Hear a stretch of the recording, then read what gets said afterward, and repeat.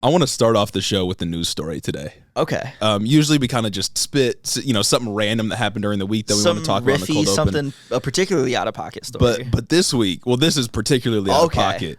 And this is here and is an attack ad that I have. Okay. Nice. This is from a Donald Trump aligned super PAC against Ron DeSantis. Okay. It was particularly out of pocket, and I wanted to play it at the front of the show just so you all can get a taste of what we're going to be talking about today.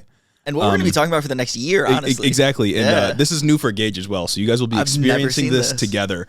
You got to watch to get the full experience. So I think we'll edit in a video on top of our video so you guys can see it. But I'm gonna go ahead and play it for you all, and we're going to discuss afterwards. Ron DeSantis loves sticking his fingers where they don't belong. What is that? And we're not just talking about pudding. DeSantis has his dirty fingers all over senior entitlements, like cutting Medicare, slashing Social Security, even raising our retirement age. Tell Ron DeSantis to keep his pudding fingers off our money. Oh, and somebody get this man a spoon. Make America Great Again Inc. is responsible for the content of this advertisement. Bro, what the fuck? Yeah. That's like the most unhinged ad. For those that are listening at home, not watching the YouTube or anything like that, the ad is just a dude sticking his fingers into pudding and then sucking on them. Like, it's so out of pocket. Just like a skinny, mid-20s white guy in a suit sits down at this brown table, puts 3 fingers into a pudding cup that can really only support 2, just gets 3 fingers in there and fucking digs them out, claws it out, and then you see the close of him sticking that shit in his mouth, just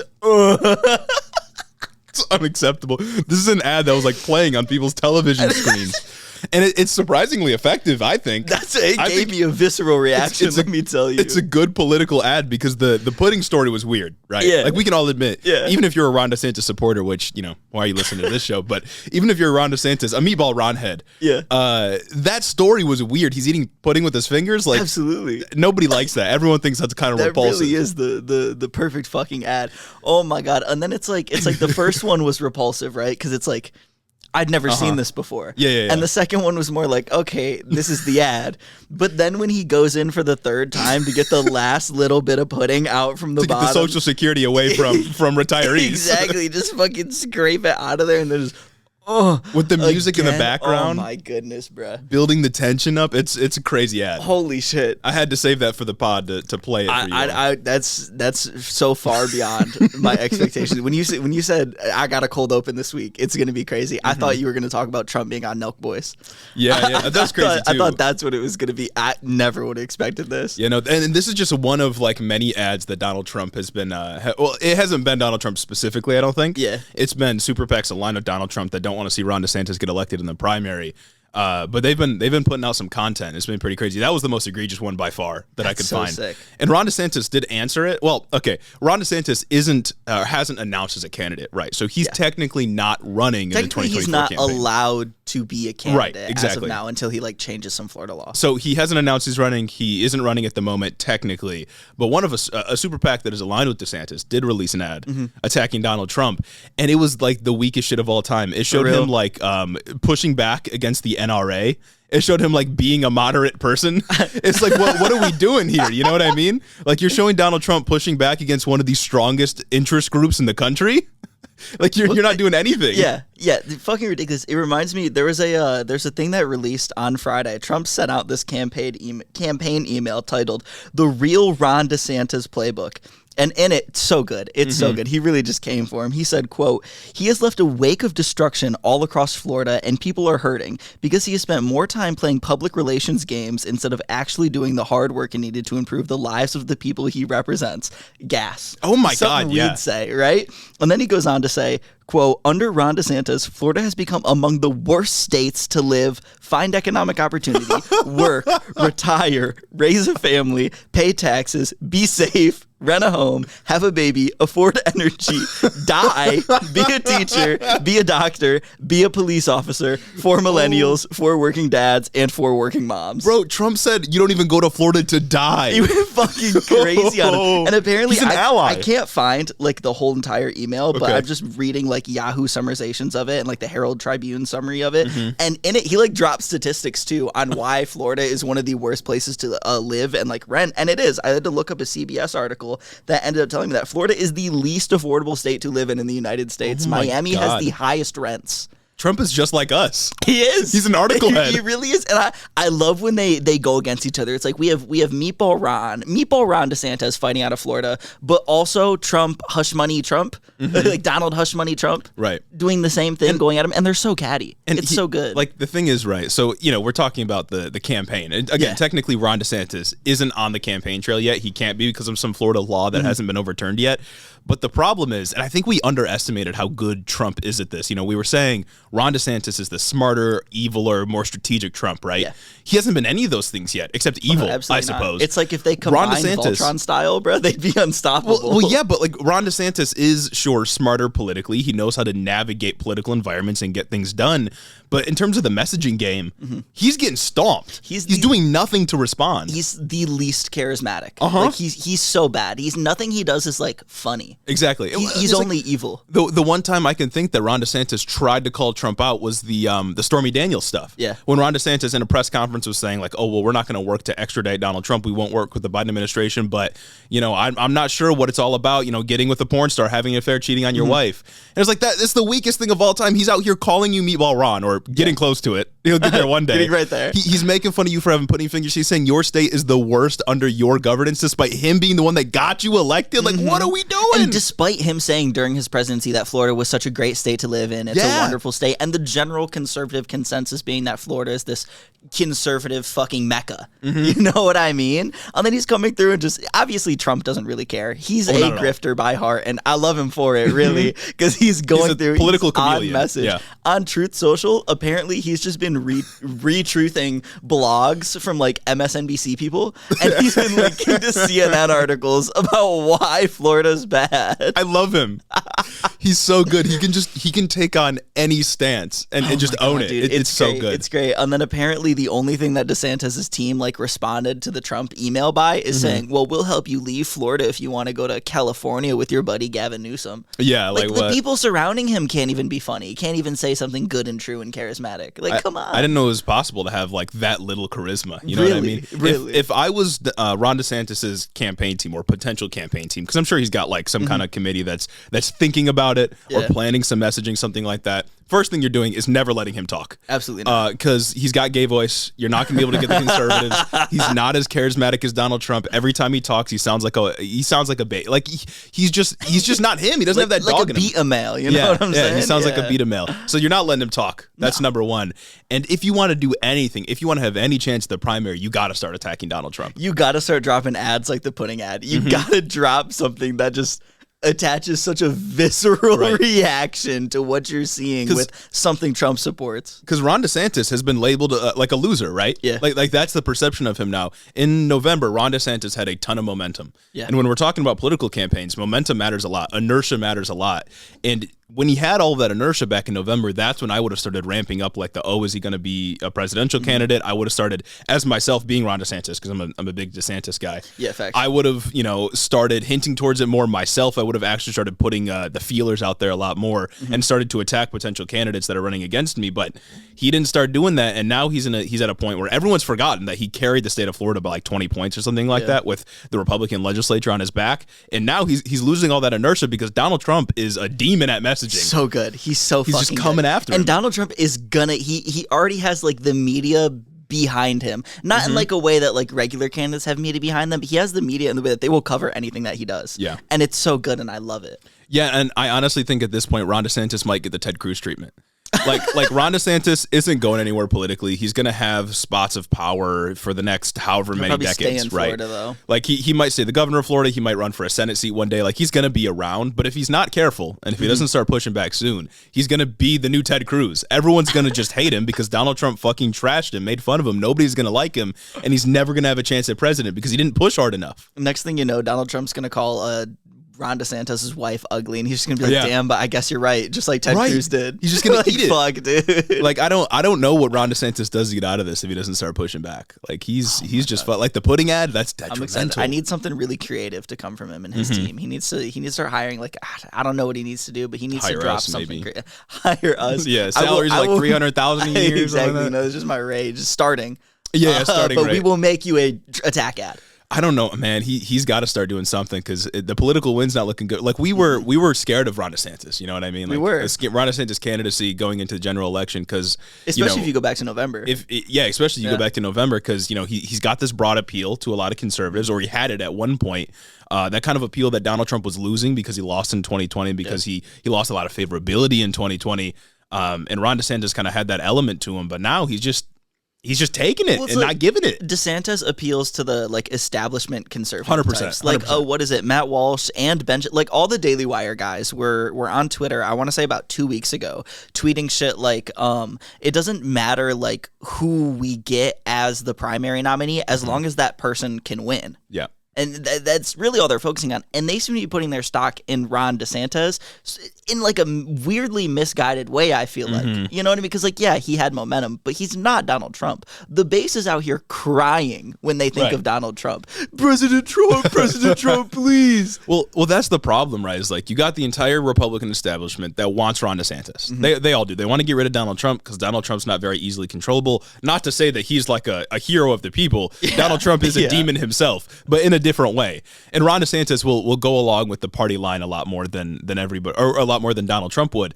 But the problem is that they, for some reason, aren't willing to put all of the resources that they have, and I know they have, behind Ron DeSantis. Because if they were willing to do that and really come out against Donald Trump, maybe they would have had a chance to crush him early on. Yeah.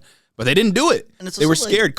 And they're scared because they need to maintain that MAGA base that delivered them the election in 2016. Part of the reason why I think DeSantis is just fumbling right now in general, like with messaging, with not being able to make these really, really nice and poignant attack ads, is precisely why the establishment likes him. Because that's what makes Trump so good. Yeah. That people like Trump because Trump is so catty and Trump is going to say what's on his mind. People think he's saying the truth. And he's funny, right? Exactly. Like he's a funny fucking guy. Hilarious. DeSantis has none of that. And that's kind of why the GOP likes him. Because, again, they can just control him. He's not going to go out and say something off the rails. He's not going to accidentally call one of them a pedophile, you know? Yeah. It's a weird catch-22 that they're kind of in right now. And Donald Trump is literally calling Ron DeSantis a pedophile. Oh, I know. It's so sick. It's so fucking good. Like Ron DeSantis, he's just not willing to come out and start taking the hits. And if Ron DeSantis isn't going to start throwing some punches, he's screwed. Like, again, political inertia matters a lot in these kinds of situations. Ron DeSantis had a lot of it in November. And if he waits past 2024, say he never announces he's going to run because, like, that ship has sailed, Donald Trump is crushing him way too much in the polls, whatever. I don't know if he ever recovers from that or if he's just going to be known as pudding fingers forever because he gave up. I wonder if Ron can finally drop, like, I don't know, a banger one-liner. He drops it on Twitter. Maybe that gets Donald Trump to come back to Twitter. Yo, that'd be sick. I think the only way to get Trump back to Twitter is if he realizes he needs like that bigger audience because Ron is talking about him behind his back. Yeah, I mean, this could all change somehow. Ron DeSantis could surge in the polls out of nowhere. He could, clinch the nomination. Perhaps during the debate, somehow Ron DeSantis comes out on top. Who knows? But right now, it's not looking good for him. Oh, I'm so looking forward to that debate. I cannot wait to see Trump absolutely I need him to announce. Bully him on the stage. That'd be so good. I need a Ron DeSantis candidacy immediately. I need to see both of them on the stage, and Nikki Haley's just kind of sitting there. And then John Bolton comes through and he wins it. Because John Bolton out of nowhere with the RKO. They both spoil each other, and then John Bolton wins the plurality of votes. Yeah. John Bolton arrives unscathed to the debate stage.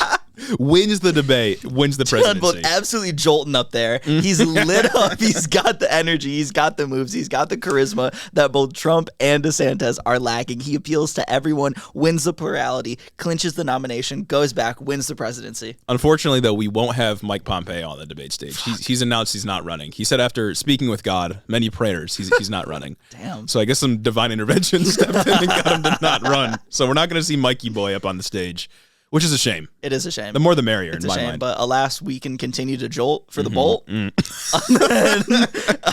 we can put our stock in that one and keep moving forward. That's right. That's right. Let's get out of here.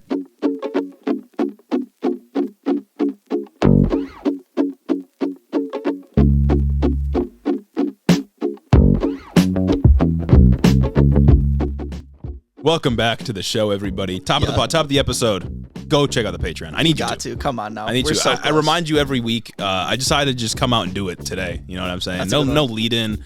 No pussyfooting around. That's right. None of that. Just go do it. I'm here for the money, for the bread, yeah, for the cash. Yeah. Go do it. Come on. You can also check out the YouTube, TikTok, Instagram. That's all in the description below. Yeah, it really helps out the show. We're almost to our goal. If you get us there, live stream. Come on. Exactly. And if you're one of the patrons that helps us get there, little special perks for you. The last live stream was pretty good. It was pretty much a success. I'm trying to get you to keep the show alive. People that were there, you know. If you want to keep the show alive, if you want to see more content, especially as we're going into the summer, our fate is in your hands. It's all up to you. Another way you can support the show, though, is by leaving us a 5-star review on Apple. We have a couple to read off today. We got 4. This first one, I have to issue an apology. Last week, before we started recording, I insisted that we had already read it. We did not already read it. And that's my bad. I'll take it. I said, are you sure? I think I would have remembered. Yeah. Well, the thing is, I thought I remembered because the ending was very distinct, and I was like, definitely, I read this. I'm now thinking maybe I just read it before, and I was like, that's funny. And then in my mind, I was like, oh, we must have read it on the pod because I already thought it was funny. That's you know crazy. what I'm saying? Or because we dropped that line in like the week prior's episode, true. So maybe that's what we're thinking of. But anyway, the review that I forgot to read. Time to right or wrong. Is from Devin Hattie. 2 men in my life who have not yet to let me down, and we never will. Dang. And then we're actually never going to let you down. we never did let you down. Head in the Office has become my favorite way of keeping up to date on growingly formidable state of U.S. and geopolitical politics. Each week, never missing a hit with every based opinion and joke, offering a piece of respite and laugh while we watch our descent into fascism. Can't read today. The dynamic between Jeremy and Gage leaves you feeling like you're a part of the conversation, not just a listener, making the listening experience a thing of revelry. Normally, listening to 2 straight white boys discuss the complexity of sex and gender can often leave the average homosexual somewhat perturbed. I found myself more than satisfied, but also glad to hear we have 2 more brilliant leftists on our side fighting the fight. These 2 are bringing you the best political and social commentary on the podcast market. P.S. As a gay banker who talks about mortgage-backed securities every day, I loved the banking episode. Glad to see the gay agenda finally coming to fruition. It was a very distinct review, you know what I mean? But the elements are consistent with other reviews that we've gotten. So I think I just got confused. Okay, I'll take the element. This is the gay banker I was talking about in the banking episode. This is my gay banker friend that I always talk about mortgage-backed securities with. That's the one. We're plotting on the downfall of the U.S. economy. That's right. Next review here. Shameless. You got it? I do. Refreshing perspectives and oh shit, the title's cut off. Refreshing perspectives and commentary by Shameless. You got it? That's right. The news lately has been complete doom and gloom, unfortunately, but listening to it from y'all with your humorous yet still informative commentary keeps me a little more sane. I'm a new listener that found you through TikTok, and after seeing a few clips, I know I had to check Hiddo out. It's so great to see people my age, I'm also graduating college in a month, with such informed and well-researched political takes. It's cathartic, honestly. Keep up the good work. It's appreciated. Also, I'm a Wednesday weenie as of now, but I'm starting a new job once I graduate, so hopefully I can join the Patreon soon. Oh, that's right. You got to give your weekly tithe. That's right. The portion, the Hiddo tax. You have to tithe the church. the Hiddo monthly tax, you know what I'm saying? Our next one is 10 out of 5 stars by Retro Mando. They say, as you can see by the numerous 5-star reviews, including this one, Jeremy and Gage entertain, educate, and are just a couple of chill dudes giving you the straight business. I was sitting there on another Saturday, a Wednesday weenie, and I couldn't take it anymore. Boys, and I hit the Clinton package. Anyone out there reading this, do so for yourself. Do yourself a favor and subscribe to their Patreon. Got to. You always got to. And then our last 5-star review here, if I can pull it up on Apple. Keep Up the Boy Bossery by Kira Adele. Hello, I've been listening on YouTube for ages, about a year, but came over to Apple just to give this ultimate 5-star review. I've been an active leftist activist-ish since 2019 when I joined a TikTok group called the Liberal Hype House. Oof. Had around 100K or so followers before banned. That's crazy, which introduced me to a lot of not so wonderful internet culture and people. It burnt me out a lot and I stopped getting so involved, but this podcast has definitely helped me weave back into politics.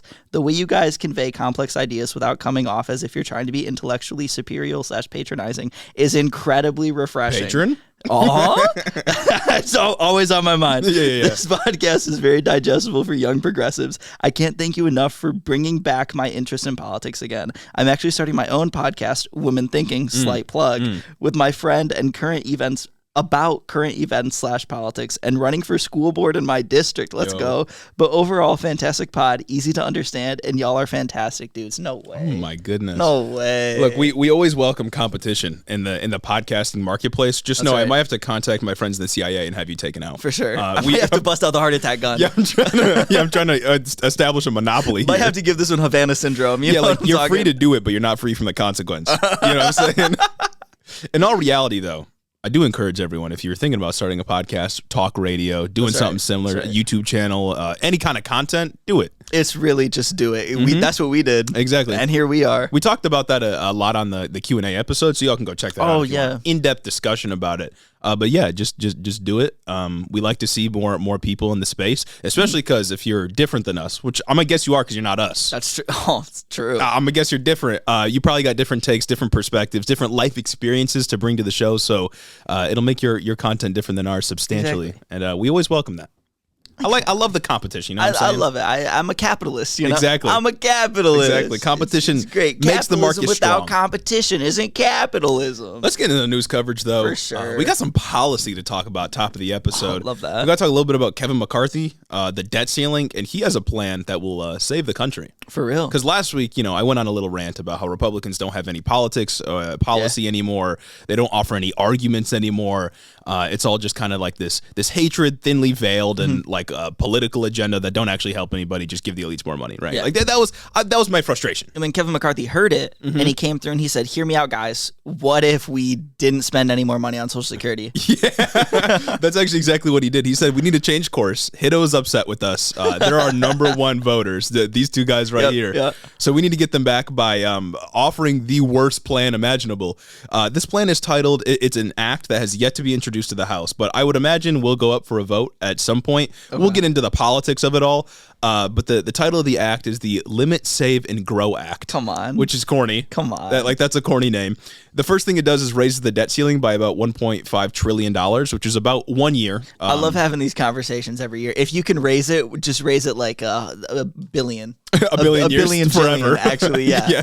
Well, the thing is that I think usually they're raised by like 4-year increments, just about. I think that's usually what they do, or more than 1 year, because the point is to kind of like stave it off. You know what I mean? And then you got to give yourself time to correct the budget, although they never do. Right. Before you just eventually just up it again. Right. And of course, as we talked about before on previous episodes, with the debt ceiling, it's money that's already been spent. Yeah. Doing anything for the budget now isn't going to change the fact that we still have to pay the money back that the debt ceiling is linked to. You literally have to raise the debt ceiling. Yeah. You cannot get around not raising it. The money's gone. Right? Yeah, the money's gone. It's spent. I spent it. But alongside this bill, it cuts all kinds of stuff, which is something we talked about previous episodes. Kevin McCarthy has been saying for months that he's not offering a debt ceiling raise without cuts alongside it. It's what his members want. And I think it's the only way he keeps his job, to be honest. So because he can be voted out at any time. Here are some of the things that this act, which is like 300 pages, cuts. It cuts funding for the 87,000 new IRS agents, just completely eliminates it. Sick. It eliminates Biden's student debt forgiveness plan. It ends all green energy tax incentives for companies that came along with the Inflation Reduction Act. Why? It disallows the Biden administration from limiting the sale of gas stoves. So a little bit of culture war. And it raises the age limit on work requirements for both SNAP, which is the Supplemental Nutritious Assistance Program, which is just food stamps. I think it's the SNAP is the new name for it. Yeah. It raises the age for work requirements from 50 to 56, so strictly a cut. And it does the same for Medicaid as well. And generally, the bill aims to impose harsher work requirements across all welfare programs. So it's just cutting welfare. Oh, cool. Sick. I love it when we cut SNAP benefits again, which is a supplemental supplementary program to food stamps so that you can actually meet your daily nutrition goals. Right. Oh my goodness. Right, and the idea is that like once you get to 50, the work requirements lessen. They're less harsh over time. Yeah. But he raised that. So again, it's just a cut. When you raise the age at which you can receive benefits, that's cutting the program. So it's cutting funding for those welfare programs. And that's basically it for the bill. It just cuts a bunch of stuff, raises the debt ceiling to like 1 year later, or I think March of next year. Cuts a bunch of good stuff, actually. It's not very good. It aims to basically undo everything that Biden administration has accomplished over the last 2 years or so, which is with the added perk, of course, of making welfare just harder to access in general. And also with the added perk of having to do it again next year. Cool. McCarthy also argued that the harsher welfare requirements would make it so more people are working, so that means there's more people paying into Social Security and Medicare, which is technically true, but life would just be worse for those people because they don't have access to what they need. How much are they really paying in? Right, exactly. Come on. It's a minuscule amount compared to how much we need to pay out for Social Security. Compared to how much you could just, I don't know, take from Elon Musk. Exactly. I'm serious, 100%. Drain his bank account, exactly. Also, a little side note, like you'll notice that they are attacking Medicaid here directly, which is a healthcare program through the federal government for low-income people. And I feel like the GOP can get away with attacking Medicaid over Medicare because they're attacking poor people rather than elderly people. And generally, people have less, I don't know, compassion for poor people. Isn't Medicare really just Medicaid, but for people who are over 65 or whatever the age limit that they have is? It's a federal healthcare program, Yeah, and that's their voter base. And they're all on Medicare. Medicare's generally better in terms of like what it covers. Medicaid generally doesn't cover all of your expenses, but they're just cutting it more. But it's also just for poor and like disabled people. Yeah. So that's how they can get away with it. The threshold is super low. Yeah, you got to be like below federal poverty. Right. You got to be below like $13,000 a year. Right. Who the fuck? It's something crazy. It's something crazy. Fortunately, though, for the lefties among us, Biden has outright rejected the plan already, saying that he wants a clean debt ceiling raise, and then he'll negotiate on other funding issues, which I think is just a nice way of saying that's not going to happen. I'm not signing that into law, which is good, but it's a little bit of brinksmanship. But like, I'm not blaming Biden here. It's not on him, right? Literally. It's unclear if McCarthy really even has the votes to pass this among his own people. And I say that specifically because, and this is a phenomenon we've talked about, right? You know, Democrats, a lot of what they pass is opposed by Republicans, and then it directly goes to help Republican constituents. Yeah. And that's the case for the Inflation Reduction Act as well as the infrastructure bill, because the green energy portions of both of those specifically created jobs in red states. And the student debt and IRS things clearly help just about everybody because it's taxing the rich more, and student debt helps every student that has debt in this country federally. And just reminders, they're also it's also like a not necessarily means tested, but kind of like in that same vein program, the student debt forgiveness. If you make over like $125,000, you don't get debt forgiveness. Yeah. It's only for people who are making less than that amount, and the people who get more money are the people who got Pell Grants to go to school. Yep. Only something that you get more of, the worse you're doing. And I can't remember the exact stats on that, but I think it's something like 90% of Pell Grant recipients that'd be getting student debt cancellation make less than like $70,000 a year. Like it's strictly helping people that need the help that will benefit from it.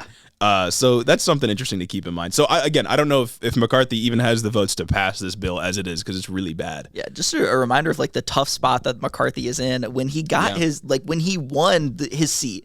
Like for the Speaker of the House, right? Yep. It was attached to a bunch of different contingencies where they can call a vote to kick him out of Speaker at any time that they want. And I think he only won it by a margin of like, 4 votes or something like that? Something tiny, yeah. Yeah, like he does not have enough people on his side for him to be like, guys, maybe we should do something reasonable here. Right. He has to bend his knee. He has to bend his will to the demands of everyone else. Right. I mean, Biden is saying clean debt ceiling raise, which would just be a bill on its own to raise the debt ceiling, nothing else attached to it, which I think is like the moral option, of course. It's how it's always been done in the past until now. And McCarthy is in a spot where if he introduces a bill that isn't a clean debt ceiling raise, he runs the risk of losing his job. And he also has to capitulate to the demands of like all the Republicans who think differently within the party. Like he has to simultaneously appease like the Joe Manchins. Well, not the Senate, but Mitt Romneys, he has to appear the Mitt Romneys of the crowd, as well as the Matt Gaetz, Lauren Boeberts, and Marjorie Taylor Greene. Right. He's not in a position to be fucking around. Right, because people like Marjorie Taylor Greene and the kind of the more extremist elements of the Republican Party said, we're not raising the debt ceiling unless we get to cut all of this socialist spending or whatever the fuck they want to call it. And Biden is saying saying, nope, I'm only going to sign into law clean debt ceiling. So I don't know what McCarthy does. He's in a terrible spot right now politically.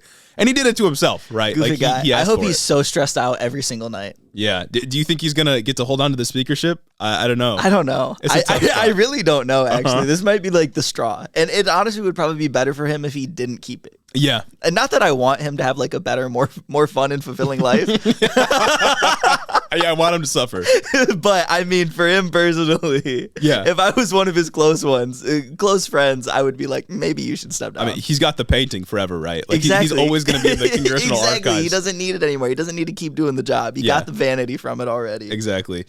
So that sums up the little piece of legislation that was introduced recently to Congress. We'll see what happens with it. We'll see if the country just defaults on its loans in June. Yeah, we'll see if we go into the apocalypse. Or maybe Janet Yellen will just like make something up and be like, oh, actually, we get to wait until December. Oh, guys, there's a new rule, actually. Didn't she do that last time we had this? Yeah. Well, what she said, I think, was like, we're moving money around in like the federal accounts. And it's like, how? You know what I mean? Like, what are you talking about? I'm going to move around money in my accounts to, I don't know, not pay rent. You're right. I don't really know what it means. I'm not even going to try to pretend that I understand any kind of like that policy. Checking and savings real quick. Apparently it worked, though, because haven't defaulted yet. But maybe we'll get there. And we didn't default, what was it, last year, around this time, where we were talking about the debt ceiling again, where they extended it to June and then they extended it to December. Yep. Holy shit, did they just... Whatever, bro. Yeah. This has been an issue for the last year. Oh, my God. We'll see if it ever gets resolved. They need to just take it away. No more red button. Like a storm cloud just hanging over all of our heads. Well, it's back in the news, and we'll hope it gets resolved. Moving on to Transgender News Hour. That's right. I'm going to trans your kid's gender. Yeah, we're transing genders on this show today. We're going to start off in Missouri. This is really bad news. Yeah. Really bad news out of Missouri. Two kind of pieces of bad news, but one that we're going to focus on a little bit more. So many states, many red states specifically, of course, are considering or have passed restrictions on gender-affirming care, right? We've been covering it on the show for months now. It's all part of their war on trans people. Missouri's no different in that regard.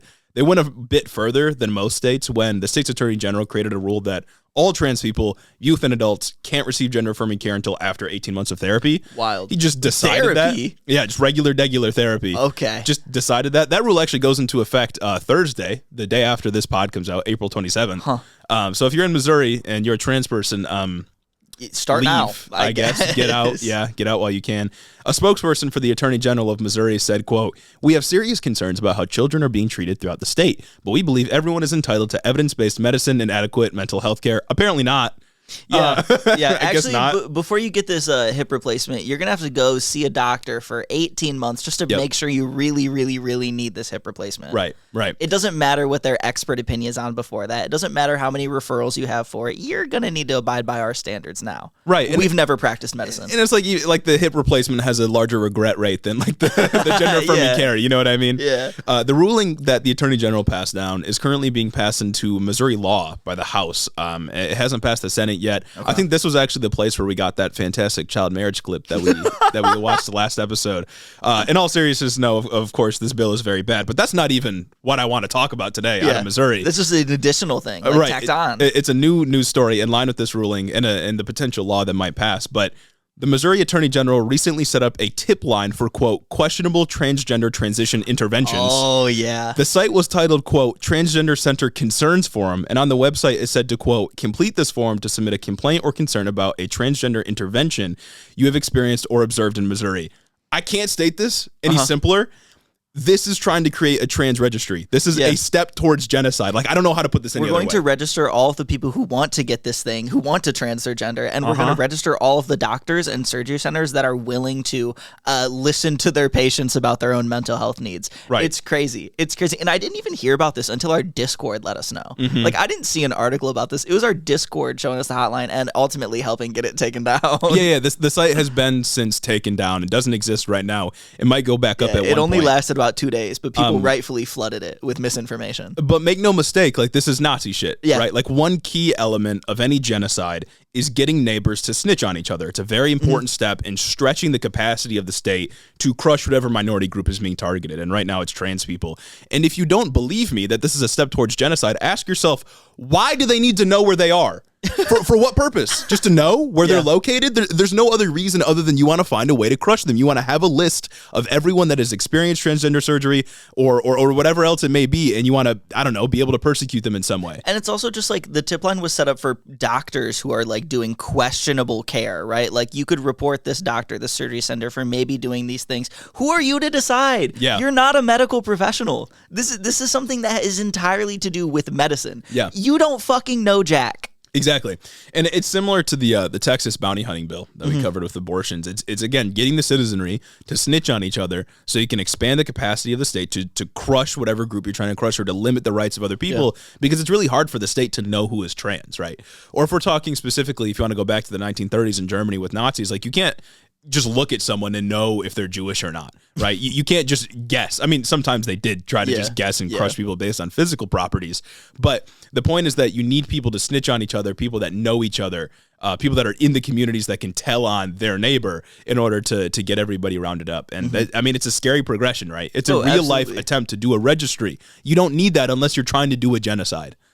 So it's not great out of Missouri. It's a little bonkers. And it does remind me of, if we're skipping ahead a little bit, to the Florida bill. Yeah. Like if we're talking about just straight Nazi shit that they're doing, Florida, did the bill pass?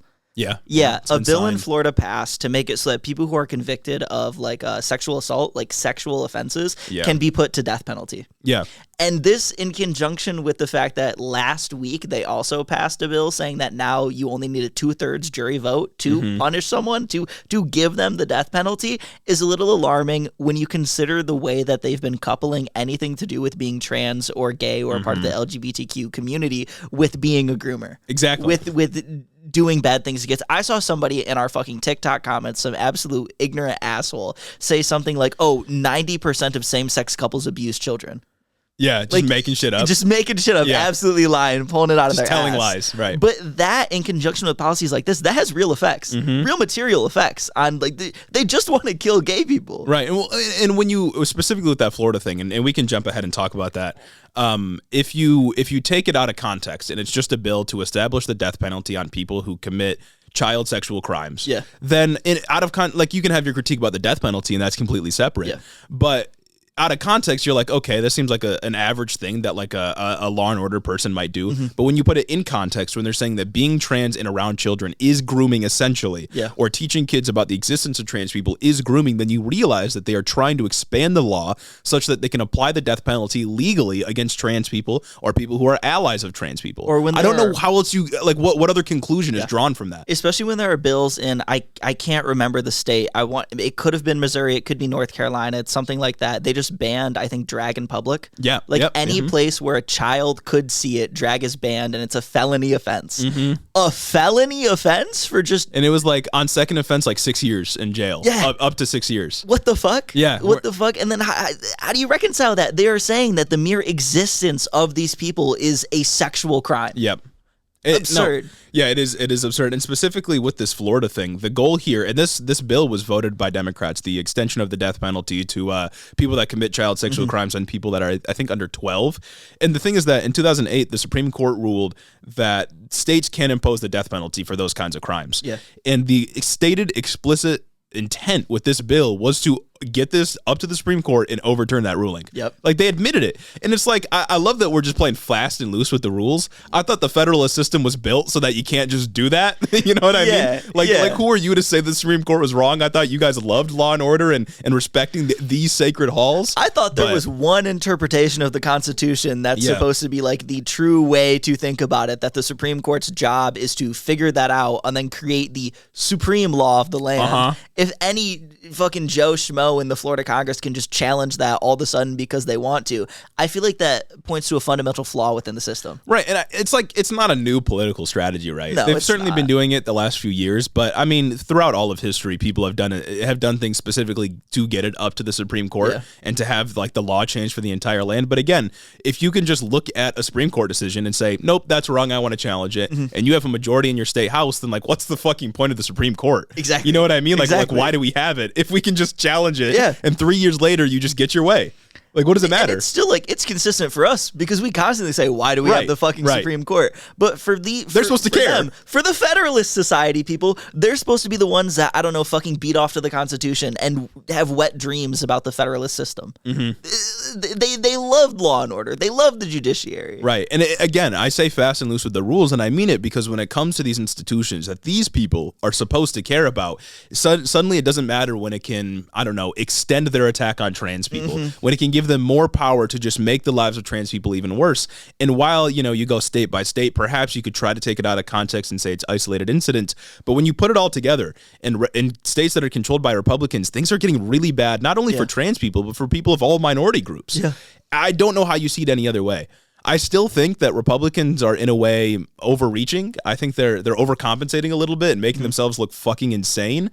But in the short term, I don't know if things get much better in these states. This is what we've been building to for the past year and a half. I want to say, like, explicitly building to for the past year and a half. It's been going on for a while, but that's how long that we've been like covering this in depth. But like, we have Ben Shapiro posting, I want to say a month ago, just this one meme that it said something about like a what's that one fallacy? Slippery slope. Yep. It's a slippery slope, equating gay marriage to just trans people literally abusing children. Right. Ben Shapiro came out and posted a meme that said gay marriage was wrong. Come on. Right. It doesn't get more bold-faced explicit than that. Yeah, and like the arguments haven't changed. Yeah. Like Ben Shapiro was saying that back in like 2008 before Oberga fell v. Hodges. He was saying that if gay people were in the street, gay people or children would be indoctrinated into being gay because they would see gay people, and that's like tantamount to pedophilia or whatever. Yeah. It's all the same arguments. They haven't changed at all. They're just directing them in a different way and trying to make them a little bit more socially digestible for people that are outside the Republican Party or don't typically vote for conservatives or whatever else it may be. And they've been able to do that by pushing the issue onto groups that are more in the margins than the gay community has been. And that's the trans community. Their attacks on the trans community have been a foot in the door to then go back and start removing rights for just anyone within the LGBT part of the LGBTQ. Exactly. Yeah. And the really disgusting thing that they've done that we've talked about on this show is they found people within the gay community that are willing to do the grift and come out and be like, yeah, I'm gay, but we need to get rid of the trans. Yeah. You know what I mean? Like we need to cut it off at LGB. The rest of them can get out of here. The like, LGB Alliance. It is really gross what they've done. But that's both Florida and Missouri doing really bad stuff. Yeah. Not great. But there is one national bill we have to talk about because if you thought the attack on trans people stopped at the state level, you're wrong. No. We got a national bill coming through.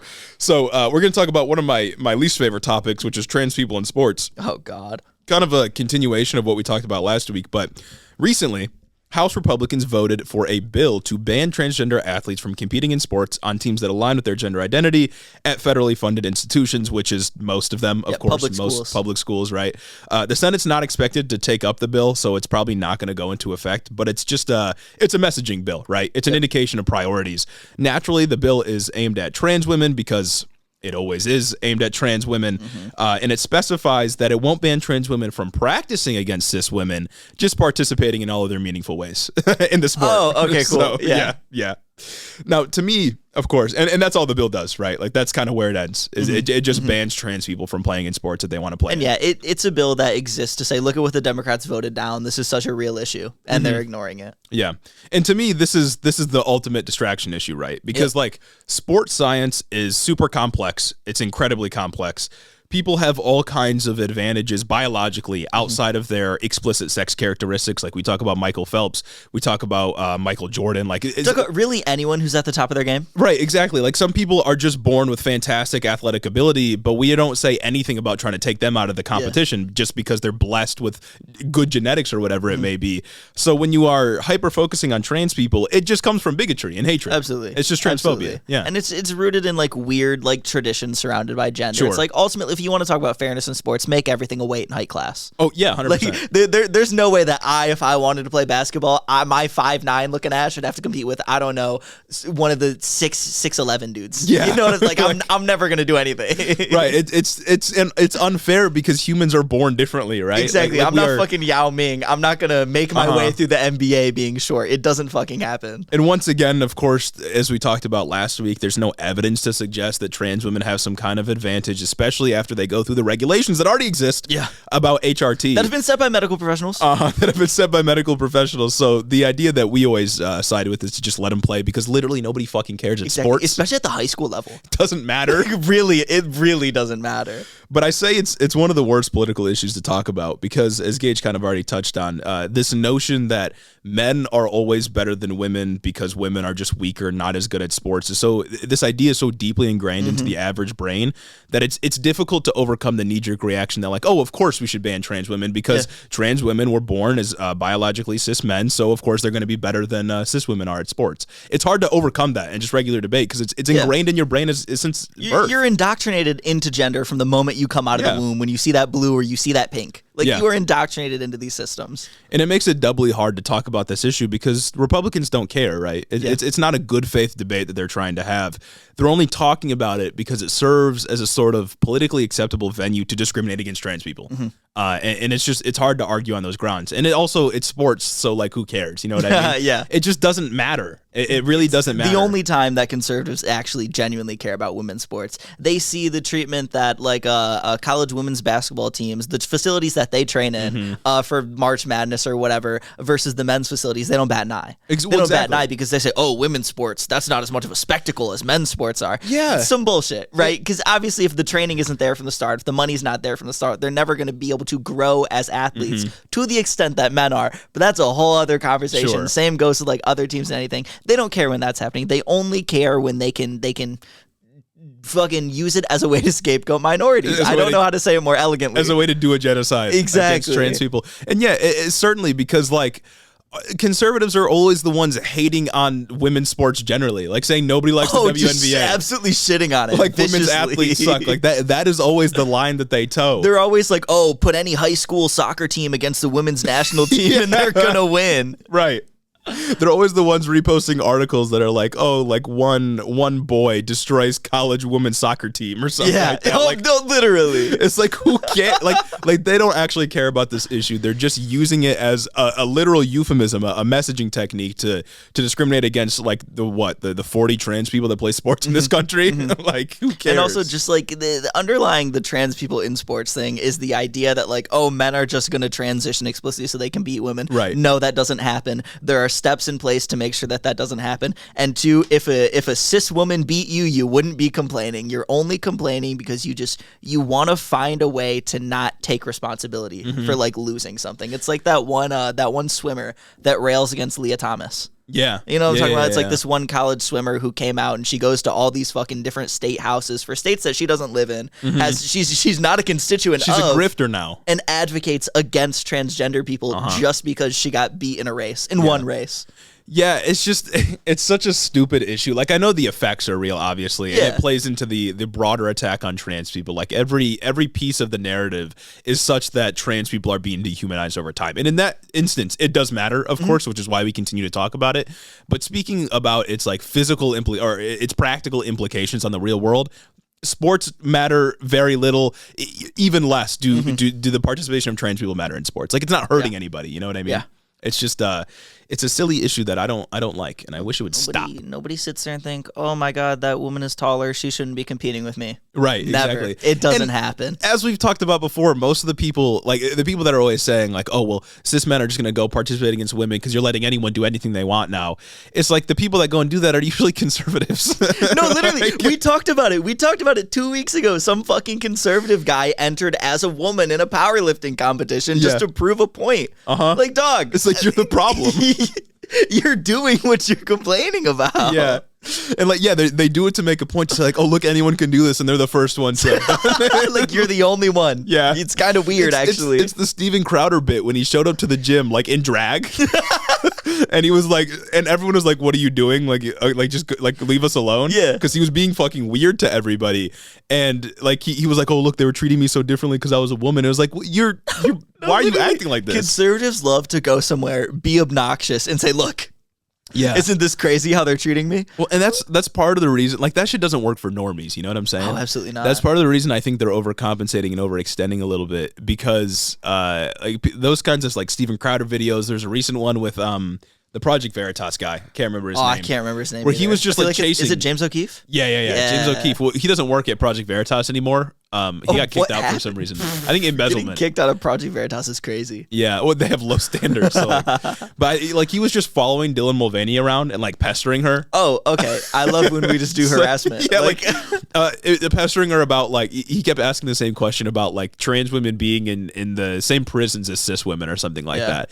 Just something silly. Just constantly pestering Dylan Mulvaney about it, and it was like what? Like, what's your problem? You look weird, dog. Yeah, and you're fucking insane. You're a lunatic. It's also just like the idea that you can just go up to any fucking trans person and expect them to understand the nuance, like talking points that go around. Like, expect them to be absolutely 100% politically like into it. Yeah, like in tune, as if they're not just expressing themselves. Yeah, maybe. Hot take, maybe. I feel like people shouldn't have to be walking talking point machines to defend their existence. Exactly. No, for real. like you shouldn't have to do that just to be able to walk around and express yourself, just to be able to be who you want to be. You shouldn't have to be the most politically savvy citizen ever so you can defend against any random conservative that walks up to you on the street and starts just fucking pressing you about these issues. Around the time like a year ago when Roe v. Wade was overturned in Dobbs v. Jackson, Steven Crowder did this bit where he was trying to like act like a moderate and go around and like talk to people on the street, like trying to understand the other side. And I was actually impressed with a lot of people because he would just walk up to some random woman and be like, well, what do you think about this? And she would just be like debating him in the street on abortion, whether it be like the legal grounds of abortion, the moral grounds of abortion. Like people now today have to be so politically in tune to defend everything about their existence and their rights to be a human being. It's crazy. It's insane. Like, what are we doing? Why do we expect people to do that either? Why is the standard? I should be the one doing that, not literally, them. Because we chose to do it. We literally signed up for this to do research every week about these things, not some random fucking person that's just trying to, I don't know, protest for their rights as they should. Yeah. Like you shouldn't have to memorize like research and facts and statistics just to defend your rights. Don't get me wrong. You should be like, you as a good citizen, you should be politically savvy. Yeah. Like you should know what's going on, but you shouldn't have to cite Pew Research every single time. You shouldn't have to cite any random study anytime you walk out and see to defend your existence. Yeah, no, exactly. It's not great, but that's some generally bad news. That concludes Trans News Hour. I hope you all enjoyed it. New little section that's kind of already existed before. Kind of every week, actually, now. Yeah, no. And it's always Florida, right? It's always Florida and some other miscellaneous Republican state that's doing something terrible. This week is Missouri. Sometimes it's Kansas, Kentucky, Oklahoma, you name it. It's any of the weird states. You could honestly throw like all the red states into a hat and just pick one out of, pick a name out of the hat, and you'd probably get something that's doing something terrible. That's why I'm thinking we do a March Madness style bracket. For the live like stream. One of these days. Oh, for the live stream. You get us there. We rank all the states, you know what I'm saying? A little mini award show halfway through the year. Getting some clout off of transphobia from Republicans, you know what I'm saying? For sure. Exactly. That's why we do it. Our last little news, or maybe a couple more news stories. I don't know. We got Fox. Our last news story. Our last news story. Okay. Our last news story of the day. It's about Fox News settling the Dominion case. We've reached catharsis on this news story. Yes, we have. Because it looks like it's concluding, and I'm a little sad we never got the trial. Yeah, that would have been so gas. It wasn't going to be televised either. Like, it wasn't going to, the judge wasn't allowing anyone to record it or anything like that. That's some conservative bias there. Yeah, it's messed up. But so we weren't going to get anything like that, but we were going to get like stories about testimony and stuff like that. But unfortunately, or maybe it's better this way. Who knows? But the two companies have settled. Fox News and Dominion officially settled their case. Last Tuesday, Dominion agreed to settle it for almost $80 million or $800 million, which is crazy. Yeah. Dominion was alleging damages of $1.5 billion or somewhere thereabouts, and getting almost half of that or more than half of that in a settlement is pretty nuts because Fox News is huge. It's also like totally for this lawsuit, totally for Fox News losing money. Like Dominion did nothing wrong, but like, level with me, what are like damages? Like, is the U.S. government going to stop buying from Dominion because Fox News lied? Like, who are the people that buy from Dominion? Like, isn't it just like a general government contract? Correct me if I'm wrong. I'm ignorant. I think you're right. And Dominion isn't like valued anywhere near $800 million or $1.5 billion. Yeah, like what? They're generally a pretty small company. What damages are you taking when you just contract from the government to make these machines? Are you doing private elections? I think the lawyers had money signs in their eyes. You know what I'm saying? As they should. I think the Dominion lawyers noticed that like Fox News was lying intentionally. Yeah. They were explicitly doing it for the purposes of making money by holding on to viewers, and they had textual evidence that they admitted to doing it for that reason. So they figured like, we can go after them for as much as possible. And I think what they were really hoping for, if they got to trial, was punitive damages to really kick in. For sure. Because like just regular damages for how much money Dominion lost, like probably not anywhere near 1.5 billion or 800 million, let alone. But punitive damages could have been a lot more because Fox News like knowingly lied. You know what I mean? And there's got to be some consequence for just like lying about an election. Yeah, just literally spreading misinformation knowingly. Not that the number one news platform. Not that I expect some like corporate lawsuit to save democracy or anything like that. But you know, I was hoping. I mean, I wanted the spectacle. You know what I'm saying? Oh, absolutely. I wanted the what's it called? Like the trial. Like I wanted the banana court. The theater. I don't know. The theater. Yeah, the absolute theater of it all. I wanted the spectacle. I wanted to revel in it. Yeah, and I also like it when my enemies take L's. You know what I'm saying? I like to see my enemies suffer. No, absolutely, 100%. Like Fox News. Yeah. Kevin McCarthy. Exactly. Yeah, exactly. A little callback. That's what's known in the showbiz as a callback. You know what I'm saying? I wouldn't expect you to understand.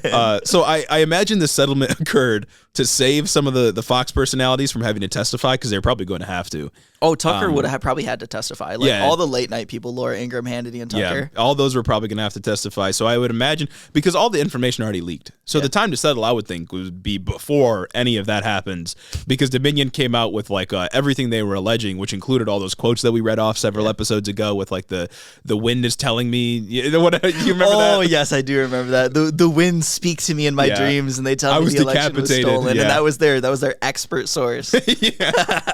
So we already got all of that. So I guess they were probably settled now, only like a week before the trial was about to begin. Maybe they wanted to do it like for the humiliation as well. Like maybe that's why they dropped all that info. I'm so here for it. I don't know. I would imagine some people will get fired. But I don't think we're losing like Tucker Carlson. Oh no, they're not going to fire the big personalities. They're going to hire like people who source stories. I'd imagine like some of Tucker's writers. They're going. Well, I mean, do you think anything's really going to change after this? Like, is Fox News going to learn a lesson? Absolutely not. And I don't even think like.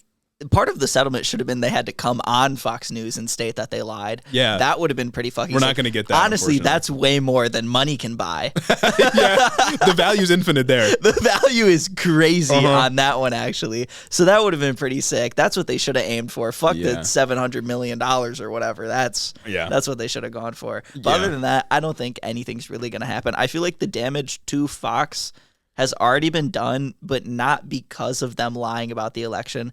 The damage was done because they didn't lie hard enough about the election. That dude said Trump lost Arizona. Exactly. And then everybody's like, I'm going to go to fucking Newsmax and OAN. Yeah, and everything. No. And maybe it'll make Fox less inclined to just explicitly lie and say like Dominion, Hugo Chavez, the ghost of Fidel Castro. Like maybe they won't explicitly lie as much anymore, but they're still going to be like spreading the lies. But it's also wild because nothing changed after, was it Fox News as a whole that was being sued when they said something like, well, Tucker Carlson isn't a news show, he's an entertainment show. Right, yeah, that was so therefore he shouldn't be held to the factual standards that news shows are held to. That's like when we first started the pod. A couple years ago, that decision dropped. Oh my goodness, like around 2 years ago. Exactly. What can I say? Yeah, nothing changed then. And nothing changed. He honestly probably got worse even. Right. Talking about how carjacking is like the #1 threat to America. He wants to fuck the green M&M. I'm trying to think of the other top bits that have come from him recently. Yeah. No, I mean, like Fox, like you said, they lied in 2020 because they wanted to keep their views high. They realized that when they were saying Joe Biden was winning, when they were admitting it, people were just fleeing to OAN or Newsmax or some other source like Alex Jones or something like that. Because, they wanted to cope because they viewed it as entertainment. It's a team sport kind of thing for them. So Fox then made the calculation that, well, it's going to be better in the long run if we lie and retain these viewers than if we tell the truth and, like, I don't know, don't destroy democracy on our own single-handedly.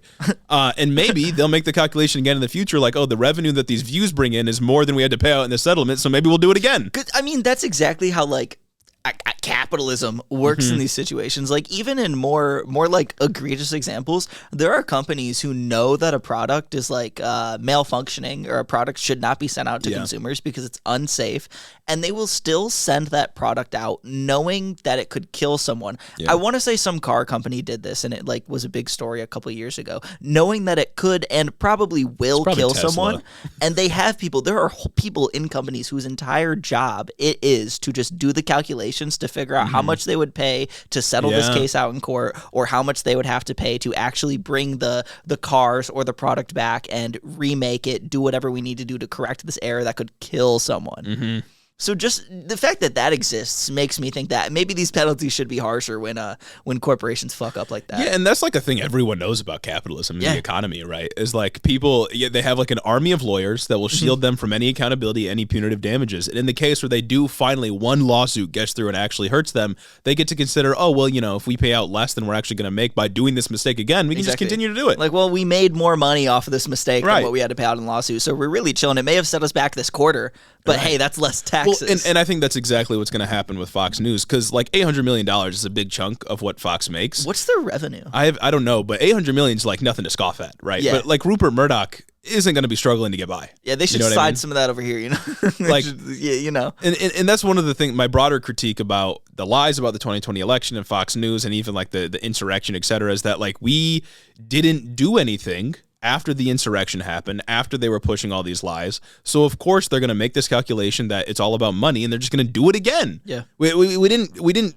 stomp down on any of the people that literally did an insurrection on the government, tried to overturn the results of a democratic election. So why wouldn't they do it again? And it's crazy because what we did do was kind of like too little, too late. Like the J6 trials, way too little, way too late. Like we covered them. There weren't really the bombshells that I feel like they needed to come at this like a year after the issue or a year and a half after the issue. And it's like, what I was going to say is like, when it did happen, the liberals were just corny about it. And that's always off-putting. But the conservatives were honestly worse, way cornier. When the CPAC bit where the guy was in the fucking cell with the dogs out. Yeah.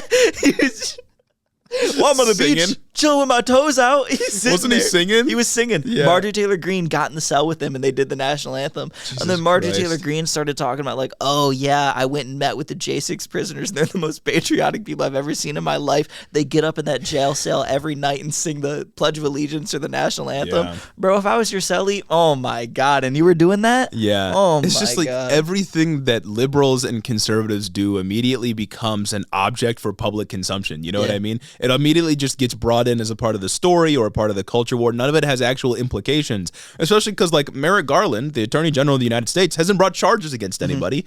Donald Trump obviously is being probed or might be brought in front of a court for the Stormy Daniels thing. It's the Georgia case. Different issue. The Georgia case might be heating up a little bit, which is of course related. But like, if we just allow these people to get away with doing whatever they want, trying to overturn the results of a democratic election, then of course they're going to try to do it again, especially with Moore v. Harper coming up in the Supreme Court and many states around the country just trying to undo democracy themselves. And the Georgia case, are you talking about the find me 13,000 votes? Right. Yeah, okay. I was going to say that is the most egregious example of all the shit that Trump did, like really public facing. How is he not like immediately charged after that? You know what I mean? We have no idea what he did on the back end of all that. We have no idea what kind of campaign finance violations he maybe did. Why have Selena Powell not been charged for like a grossly misrepresenting the evidence that she had? Because that was the Kraken. Yeah, that was Sidney the Powell, Kraken. Was dreams have come to me from the wind. The wind whispers in my ear and tells me of the lies of the 2020 election. Yeah, like come on,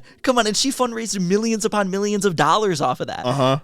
There's no way that should be legal. There's no way. Why is Rudy Giuliani still walking the streets looking like that? You know what I'm saying? He should be in jail. He should not be allowed to buy hair dye anymore. No, it's terrible. I do wonder, like as soon as that Georgia thing happened, Trump should have been charged with something. Yeah. Like I don't know how we wait this long to do it, and now like anytime you do it, of course people are going to come out and say like, oh, it's a witch hunt, it's a political persecution. It's a political hit job. They're just trying to get rid of their political enemies. This is literally communism and fascism. Like that, they're always going to say that. Literally the USSR right now. But like, what's the other option, right? What's the alternative? Once you become president or an elected official, you can just do literally anything you want. Guys, this is literally the secret police coming to get Trump out in the open and in no secret at all. Yeah, Hillary Clinton needs to write another book so that she can predict it all and then it can happen again.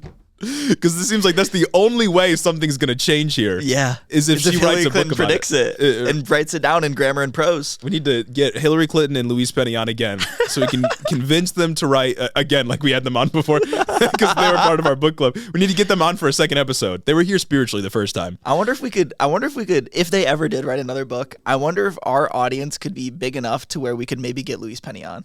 That would be that'd be so cool. Louise Penny is like an actual author, though. She is, but like, let me tell you, that book did not seem like she was an actual respected author. From what I hear, Louise Penny's like got some work that's actually good, and I think Hillary Clinton just made this bad. Damn. See, now we need to get good enough to get Hillary Clinton on. I wonder, like, Could we have a small author on, like the size we are right now? Maybe. Like you think we could find somebody who authored like a really like you know that Ben Shapiro True Allegiance book? We didn't read it, but we were thinking about it. Like I wonder if we could find somebody who wrote something like that and get them on the pod just to talk about it. Yeah. You mean like a conservative? Yeah. People have been telling us like you don't have any conservatives on the show. You guys need to debate somebody. Oh, for sure. Okay, guy. So they've been wanting. We'd have to do some homework though and like read the book beforehand. You know what I mean? That'd be so gas though. Or it's like, do you think we could like misrepresent who we are enough to get like We're small enough still. to get like some some mid-sized conservative on, like you remember Come Town? The podcast with like Stav and everybody. I don't really listen to it, but I hear whispers. I think it's done now. It's the Adam Friedland show now. Yeah, okay. And I like hear whispers of what's going on. It's not one that I actually listen to, but they had like one of the guys from Ghostbusters on, and I think they just like misrepresented like what they were to get him onto the show, and it turned into like an Eric Andre style thing. Nice. I know that's happened to Ben Shapiro before. Oh, really? Like he's had interviews where he's just like invited to like talk about a book or something, and he just gets fucking pressed. See, like, what if we did that? Yeah. Like, what if by the next time Ben Shapiro wrote a book, we did something like that? Like, who's stopping us? We get him to my basement over here. In person? In person. We're towering over him. We're literally just towering over him, looking down at him. Pipsqueak. But like, that'd be sick. Or like if we could find like some TikToker, like some like mid-size, maybe like 150, 200,000 follower conservative TikToker. We come up, we're like, hey, 60 views, 60,000, we're on the come up. We got a podcast, long form content. Maybe you should come over, we can interview. We love the things you're about, and then we switch up. We gas it, we build them up to push them down. Yeah, you know exactly. what I mean? You can't push someone off the pedestal unless you put them on it in the first place. So you're looking for smoke, basically. Yeah, we gas them up in the DMs, bring them on the show. Press. Press them. It's something to think about. That'd be so sick if we could just misrepresent who we are like that. Just lie. Yeah. I mean, Fox News did it and got like who the fuck knows who we are? Exactly. Like, what are they gonna do? Sue us? Go for it, please. I beg you. So get us for all we got. I think that wraps up our little news story on Fox. Speaking of all we got. Exactly. Time to talk about the wonderful list of patrons. Special thanks to Cricket Scrapbook Layouts, Nikki 9 Lives, Caden Kraut, Lord T the Radiant, Chris the Postman, Christy Beck, Talia Katz, 40% Spite, Andrew Harris, Mike Chaplinsky, Mattias T, Omar Zuno, Clayton LaFed, Mark Yeager, Sarah McRoberts, Dylan B, Kaz, Caleb, Joy, Jim Bobs, Carl D, Rich Toro, Tari, Gavin Meyer Maldonado, Hunter W, Fergalaki, Max Vezquez, Jacob Rogers, Colton Mooberry, Fixer Punk, Jim Egbers, Jeff Muzzy, Ted Cruz's Boy Toy, Bagel Burrito, Cincy Alex, Bread, Joe Stenstrom, Austin Reed, Adrian Sandoval, Chloe Sam 601.